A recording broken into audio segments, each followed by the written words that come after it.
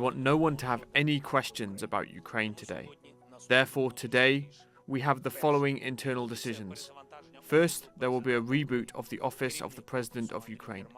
The head of the office, Andriy Yermak, has written a letter of resignation.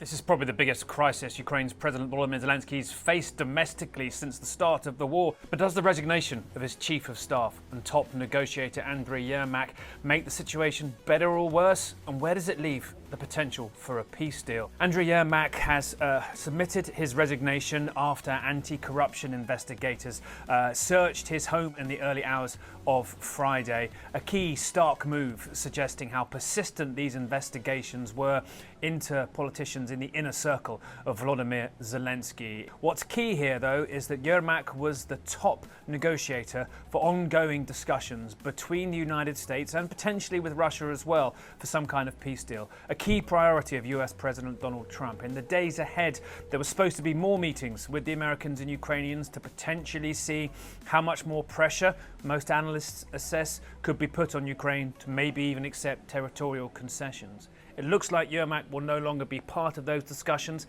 and that change will certainly have an impact on who sits at the table and potentially what is said. Moscow and other opponents of Zelensky will seize on this as a sign that all is not quite right within Ukraine's body politic, and it will feed the Russian argument, false as it is, that they are at war with an illegitimate government in Ukraine. But a stark move here, a resignation which potentially might be designed to draw a line under this event, but may also too be a sign that there are real political casualties that could be caused by this scandal, and that may be yet more to come.